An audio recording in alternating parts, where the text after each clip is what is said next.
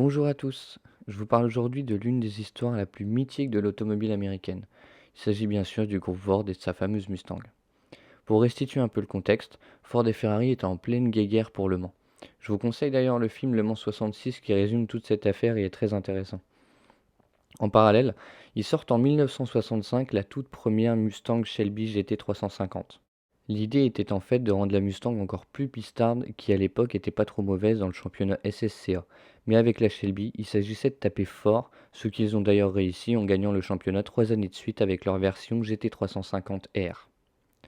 On était donc à l'époque sur un moteur V8, 4,7 litres de 310 chevaux avec un 0 à 100 annoncé à 6 secondes 5, ce qui était pas mal d'ailleurs pour l'époque.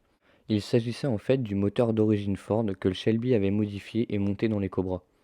On était forcément sur une boîte manuelle 4 vitesses, un capot en fibre de verre pour alléger au maximum et bien sûr sans aucune aide à la conduite. L'intérieur était très simple, mais en même temps des intérieurs d'une beauté comme cela, je pense que c'est plus faisable. Le moderne apporte quelque chose, mais l'ancien est classe, je trouve, surtout dans ces caisses-là. Elle n'a été vendue qu'en blanche, avec en option ces fameuses lignes bleues appelées Le Mans Stripe. Elle n'était vendue qu'en 2 places, avec une roue de secours à l'arrière et que en fastback. Il n'est sorti aucune version cabriolet. Il s'en est vendu en tout et pour tout 528 exemplaires de base, 34 exemplaires en 350R et 2 prototypes. Les dimensions sont classiques, 4,61 m de long, 1,73 m de large et 1,40 m de haut. D'après ce que j'ai pu trouver, elle valait à l'époque 6 130 $ neuve. Et aujourd'hui, si vous voulez adopter le Saint Graal, il vous faudra déjà en trouver une, mais en plus dépenser environ 300 000 € d'après les infos que j'ai pu dénicher.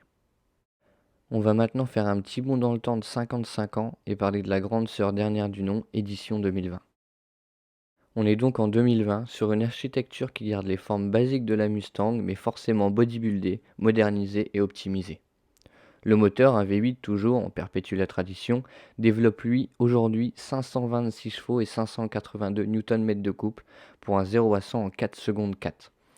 On est sur une boîte de vitesse 6 rapports de chez Tremec, du freinage Brembo 6 pistons et pour les versions R, une nouvelle direction à crémaillère et des modifications à la suspension.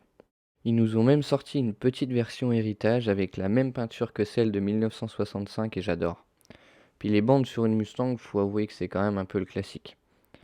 On retrouve un intérieur basique à l'américaine, je dirais, sans fioriture. Ils ont quand même mis un écran, le CarPlay est dispo.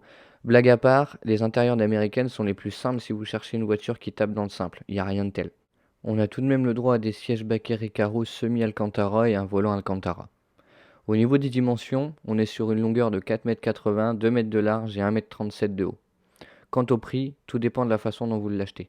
Le plus simple étant de l'acheter en France, vous en aurez pour entre 90 000 et 110 000 € malus inclus. Et si vous la faites importer, bon courage. Entre la remise aux normes des clignotants, de la ligne d'échappement, des rétroviseurs, etc., c'est une galère pas possible. Elle est disponible à environ 62 000 € aux US, mais avec le rapatriement et les pièces à changer, l'argent gagné est vite reperdu, je pense. Vous étiez sur Auto Tech et à bientôt.